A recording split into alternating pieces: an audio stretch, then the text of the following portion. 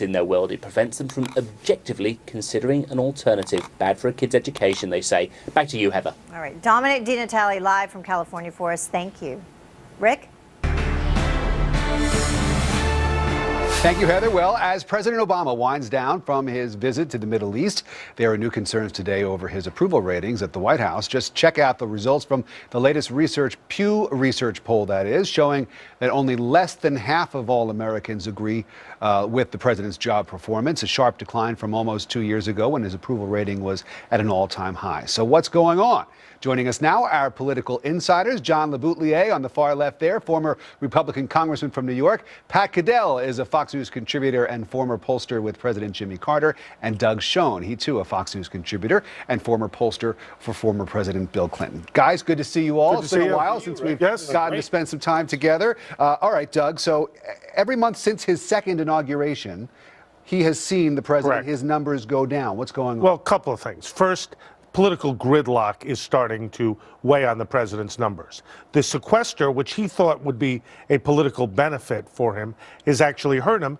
And there's a larger issue. Our economy still is not providing the robust growth and economic revitalization and job creation we need, Rick. And despite a good trip to the Middle East and reaffirming our ties to Israel, the president is sinking. His numbers actually on the economy, which had been 15, 18 points ahead of the Republicans, are now dead even. Right. What's your theory on this, Pat? My theory is that he has really hurt himself, as Doug said. Doug got it right about the sequester. He went out. Look, I've been saying regularly, and John keeps reminding me to say it. I don't ever remember a president who goes out of his way to try to hurt people, whether it's the White House tours that he won't have. And the Democrats in the Senate, I couldn't believe they had a cheap chance to vote to restore the White House tours. And they 57 of them voted no. And I'm going, what are they doing?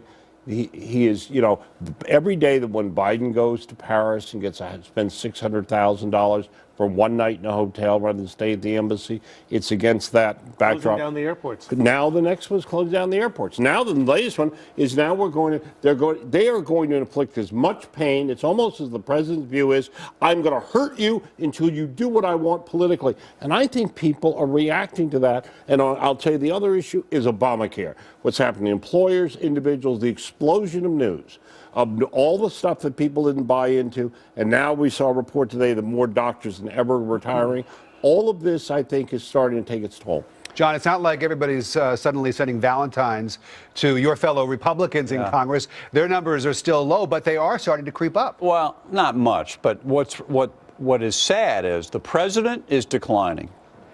It is the perfect opportunity for the Republicans to step in and seize the day with a positive message of what they would do to fix the economy. Instead, last week, all we heard about the Republicans was their own autopsy, great term, about the 2012 campaign. So it was a negative week in a week that they should have been putting out a single positive message about the economy and growing and creating jobs, and they didn't do it. I want to shift to the autopsy in just a minute, but Doug, first on overseas and Syria and news today that the opposition leader has stepped down, and a lot of Republican lawmakers coming out and saying that the president is partly to blame for this, for not being more supportive of the opposition. Yeah. How much of a problem potentially is this? Well, this is a huge long-term problem.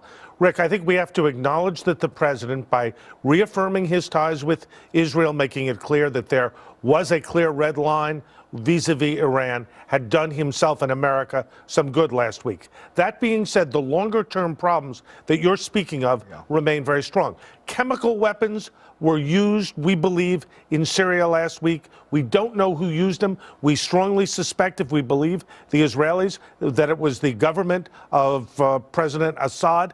We've said we won't allow it. We don't have a plan to back the opposition. The opposition is in chaos, and even worse, the opposition has elements of al-Qaeda in it. We really don't have a clear sense as to how we're going to resolve things with Iran. So longer term, the Middle East is a powder keg. All right. You want to weigh in on it? Yeah, well, I'll just say this. Look, and I agree, the president had a good trip. He helped bring the Turkey and Israeli fight over the ship or the boat. They all made nice. They all made nice over there. That was good. But meanwhile, Syria's blowing up, and it's not just Al Qaeda. It's Hezbollah and Hamas are in there. Meanwhile, in Egypt, we have the president's encouragement of the Muslim Brotherhood presidency, which more and more we find out has been an effort to undermine everything in the Middle East, and then, of course, Iran, and that problem is not going away. The president has made a bold move in the Middle East, and I think in terms of these Islamic countries, let me just say one thing about this chemical weapon thing. Go ahead, quickly. Because we had the head of the House Intelligence Committee, Mike Rogers from Michigan, came out last week and said it appears that they did use the Syrian government, chemical weapons, outside Aleppo, I think it was. Yep. The president in Israel at a press conference said he didn't think they did use it. Now, the Intelligence Committee and the intelligence chairman is getting that from the Obama executive branch. Someone is telling them one thing, and the president's saying something else. They got to get their acting gear.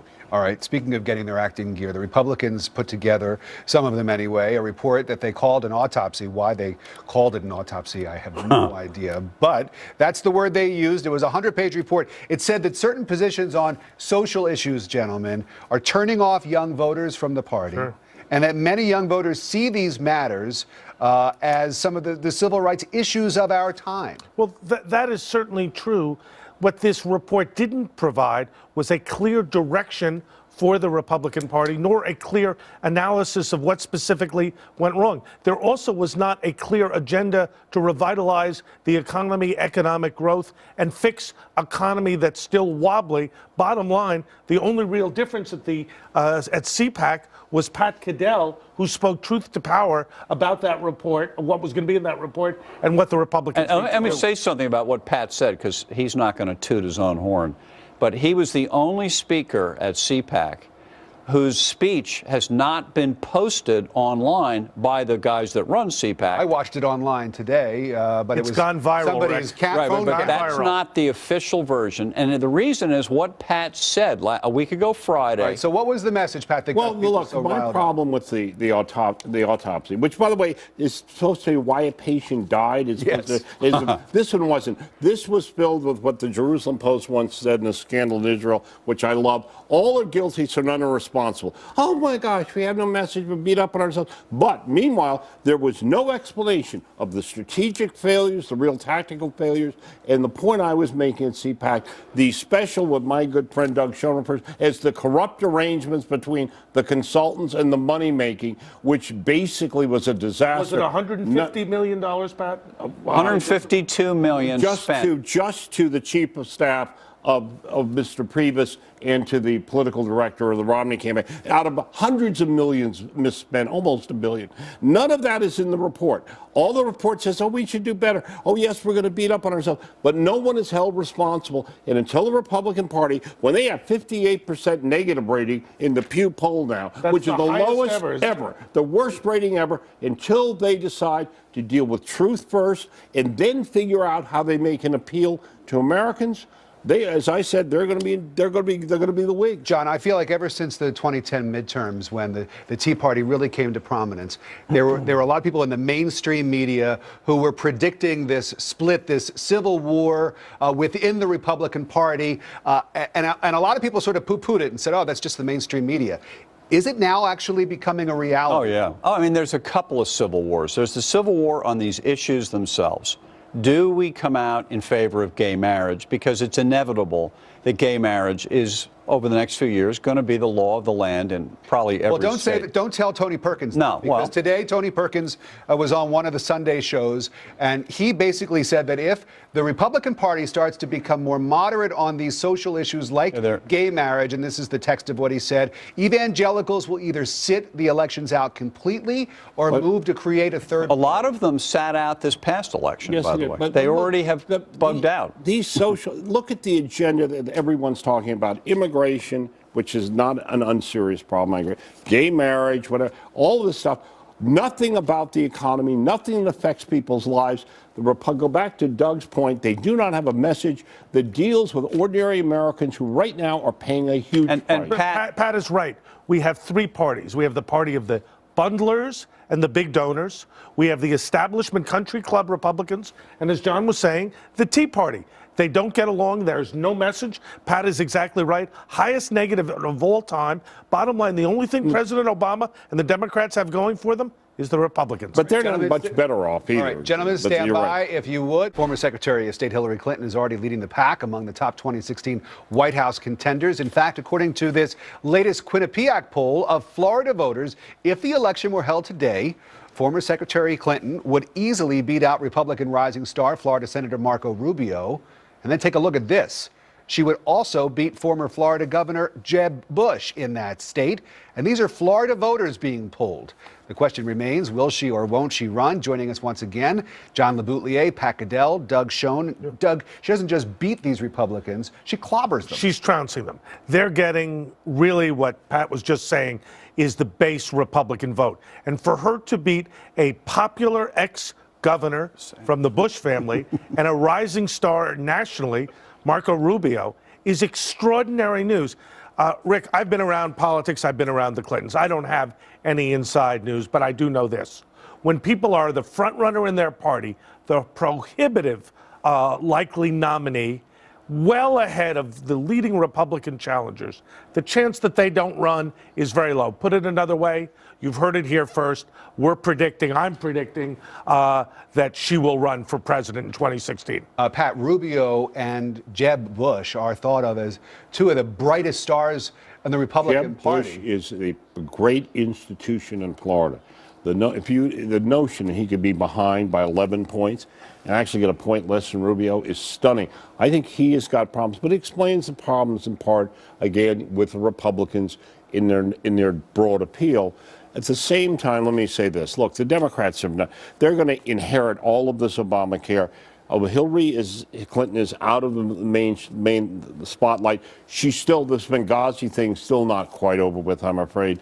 But also, we'll see what happens. Doesn't it help her to be out of the spotlight? You better believe it right now, because people are doing. But the Democrats have got a problem. 57 people voting to sustain not having White House tours.